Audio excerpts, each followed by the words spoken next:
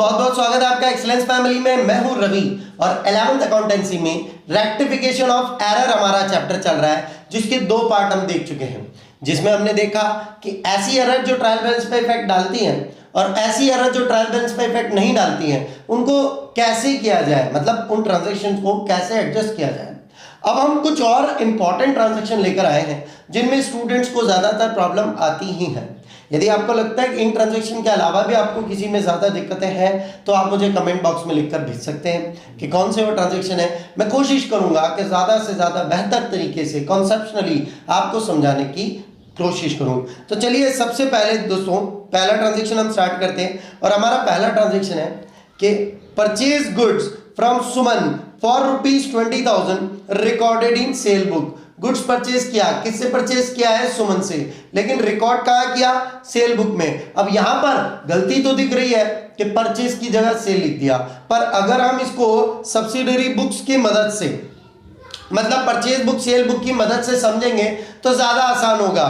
देखिए यह है आपकी परचेज बुक। अब परचेज बुक का कॉन्सेप्ट क्या होता है कि अगर आपने परचेज बुक बनाई है, इसका मतलब आपको फिर एंट्री बनाने की जरूरत नहीं है, पर इसमें क्रेडिट परचेज के ट्रांजैक्शन ही रिकॉर्ड होते हैं। तो अगर परचेज गुड्स फ्रॉम सुमन ये ट्रांजैक्शन है तो मुझे कौन सी बुक में रिकॉर्ड करना था? परचेज में। तो मैं क्या रिकॉर्ड करता? अगर करता तो सुमन 20,000 ये रिकॉर्ड करता, पर मैंने गलती क्या कर दी कि सेल्स बुक में इसको रिकॉर्ड कर दिया। सेल्स बुक में रिकॉर्ड कर दिया तो मैंने क्या लिख दिया है? मैंने लिख दिया है सेल्स बुक में सुमन 20,000। अब भैया लिखने से फर्क क्या पड़ता है? लिखने से फर्क ये पड़ता है कि अगर आप एंट्री परचेज बुक में करते हो, मतलब परचेज बुक में सुमन लिखा है, इसका मतलब है आपकी एंट्री बनी परचेज अकाउंट डेबिट टू सुमन। तो ये तो हमें करनी थी एंट्री, क्या करनी थी? परचेज टू सुमन, है ना? कितने रुपए से? 20 से। लेकिन हमने गलती क्या की? हमने इसको सेल बुक में रिकॉर्ड कर दिया, और जैसे ही सेल बुक में रिकॉर्ड किया तो इसका मतलब हो गया कि एंट्री हमारी बन गई सुमन डेबिट टू सेल्स। तो कोई भी पर्सनल अकाउंट अगर आप सेल बुक में लिखते हैं, इसका मतलब है कि सुमन को सेल किया, है ना? पर्सनल में इसलिए बोल रहा हूं क्योंकि कैश तो लिख नहीं सकते। सेल बुक में हम केवल क्रेडिट ट्रांजैक्शन ही रिकॉर्ड करते हैं। तो हमें भैया एंट्री बनानी थी परचेज टू सुमन, लेकिन हमने बना दी है सुमन टू सेल्स। तो गलती आपके सामने है, सही क्या बनना था वो भी आपके सामने है। अब इसको हम सॉल्व करते हैं। देखिए दोस्तों, हमें परचेज को डेबिट करना था लेकिन हमने नहीं किया, तो हम सॉल्यूशन में क्या करते हैं? परचेज को तो कर देते हैं डेबिट, परचेज अकाउंट डेबिट, जो कि हमें वाकई में डेबिट करना था। क्या हमें सेल्स को क्रेडिट करना था? बिल्कुल नहीं करना था, हमने तो गलती से सेल्स को क्रेडिट किया। तो आप सेल्स को भी डेबिट कर दीजिए, सेल्स अकाउंट डेबिट, इसको भी डेबिट कर दीजिए। जो डेबिट होना था उसको डेबिट किया, जो गलती से क्रेडिट हुआ था उसको वापस डेबिट कर दिया, है ना? अब बात करते हैं भैया सुमन की। तो जो महानुभाव है सुमन, इनको होना था क्रेडिट, लेकिन ये हो गए हैं डेबिट। तो जो क्रेडिट होना था 20,000 से, है ना, क्रेडिट होना था परचेज फ्रॉम सुमन का मतलब क्या है कि सुमन को आपको पैसा देना है। कितना पैसा देना है? 20,000। लेकिन आपने क्या किया कि भैया सुमन से पैसा लेना है। ऐसा क्यों बोल रहा हूं मैं? क्योंकि आपने सुमन को गलती से डेबिट कर दिया। तो वैसे ही आपको 20,000 देने थे सुमन को, और आपने लिख लिया कि 20,000 लेने हैं सुमन से, तो अब हम इसे डबल अमाउंट से क्रेडिट कर देंगे। तो अब हमें करना पड़ेगा टू सुमन्स अकाउंट, या सुमन कितने से? देखिए परचेज डेबिट करना था 20 से, मैंने किया। सेल्स गलती से क्रेडिट किया था तो सेल को वापस डेबिट कर देना है, कर दिया। सुमन जो कि गलती से डेबिट हो गया था उसको हमने वापस से क्रेडिट कर दिया। तो ये एंट्री बन गई आपकी purchase account debit, sales account debit to Suman. क्यों? क्योंकि परचेज डेबिट करना था, सेल गलती से क्रेडिट हुआ था उसको डेबिट किया, और सुमन जो क्रेडिट करना था पर गलती से डेबिट हुआ इसलिए डबल अमाउंट से क्रेडिट हो गया। आगे बढ़ते हैं दोस्तों, इसी ट्रांजैक्शन का एक और रूप मैं आपको बता देता हूं कि sorry, purchase goods from Suman for ₹20,000 recorded in sale books, however Suman's account credited correctly, है ना। अब यहां पर भी वही बात है, क्या कि परचेज गुड्स फ्रॉम सुमन, सुमन से परचेज किया, एंट्री बननी थी परचेज अकाउंट डेबिट टू सुमन, कितने अमाउंट से बननी थी, 20,000 से बननी थी। लेकिन हमने गलती क्या की, हमने सेल बुक में लिखा, तो एंट्री क्या बन गई गलती से, एंट्री बन गई सुमन डेबिट टू सेल्स अकाउंट, गलती से ये एंट्री बन गई।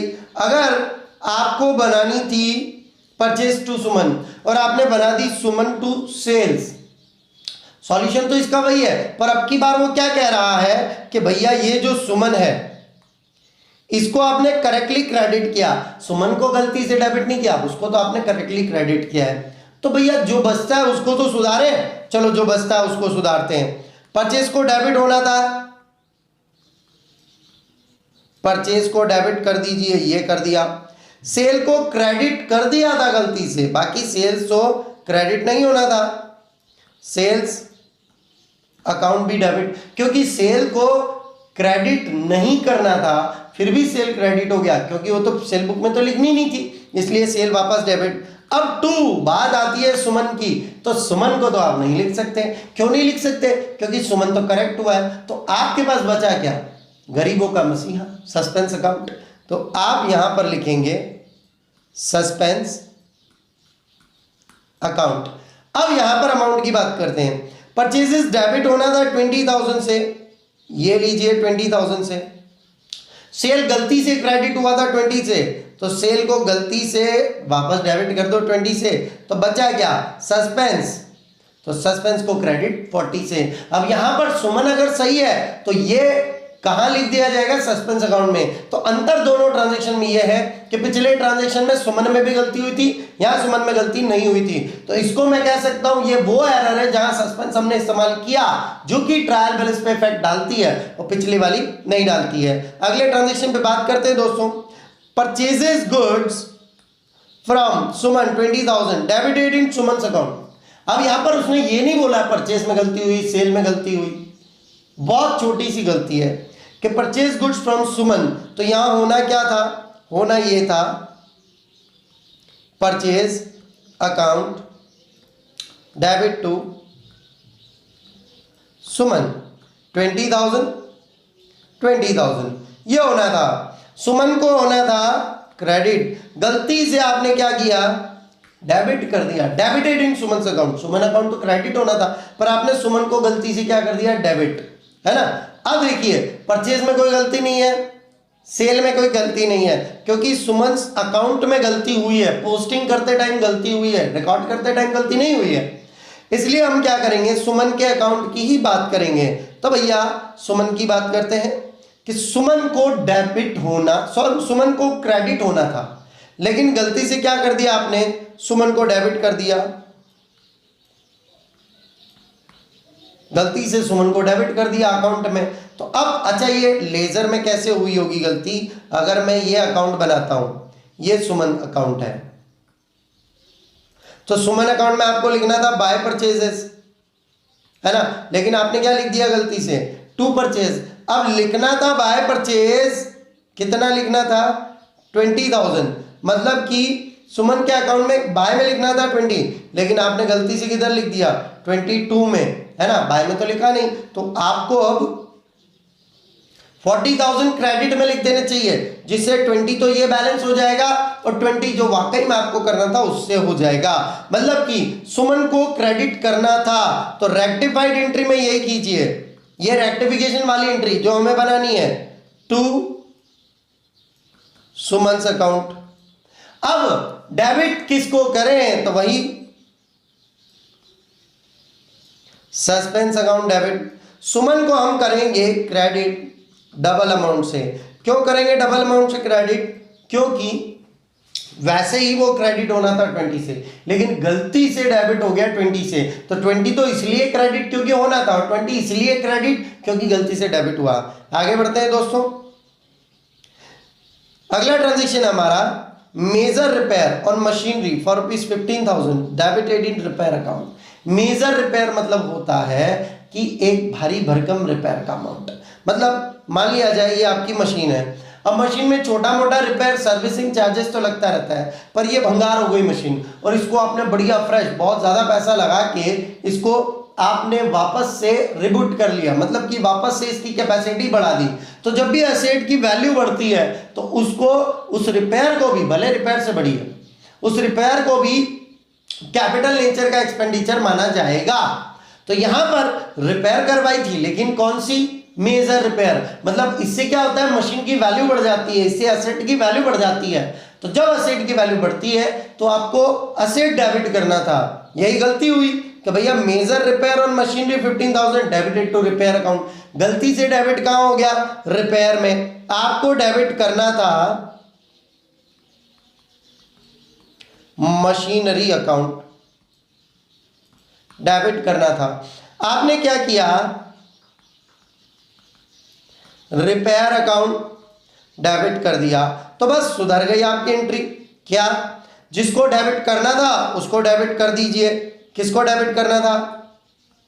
मशीनरी को। मशीनरी अकाउंट डेबिट तो गलती से किसको डेबिट किया? रिपेयर को, टू रिपेयर अकाउंट। ये इंपॉर्टेंट ट्रांजैक्शन है, मैंने इसलिए बताया क्योंकि कभी कभी इससे रिलेटेड कई ट्रांजैक्शन आ सकते हैं। हो सकता है आपने मेजर रिपेयर, आपने रिपेयर करवाई हो लेकिन मशीनरी को डेबिट कर दिया। इसका उल्टा कि करवाया रिपेयर है लेकिन उसको मेजर रिपेयर मान लिया और मशीनरी को डेबिट कर दिया, है ना। तो अब होगा क्या कि मशीनरी को गलती से डेबिट किया है तो रिपेयर को डेबिट करके मशीन को क्रेडिट कर दीजिए। इसका फर्क क्या पड़ता है दोस्तों? तो जो मेजर रिपेयर होगी उससे वैल्यू बढ़ जाएगी, उस वैल्यू पे डेप्रिसिएशन भी लगना है ना। तो ये कई सारे फर्क पड़ेंगे। कभी कभी ये भी दिया होता है कि सेकेंड हैंड मशीन परचेज की और उस पर ओवरहेलिंग चार्जेस, मतलब कि उसको रिपेयर करवाया, दुरुस्त करवाया।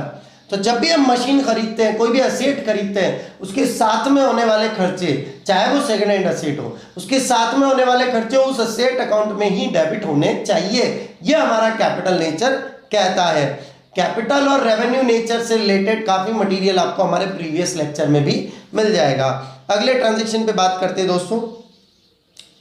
Discount allowed to customer for ₹89 recorded as ₹98 in his account. मैंने इन हिज पे वजन दिया है कि उसके अकाउंट में गलती से 98 हुआ। अब डिस्काउंट अलाउड कस्टमर को किया भाई साहब, तो इसकी एंट्री में होना क्या था एक्चुअल में? इसकी एंट्री में डिस्काउंट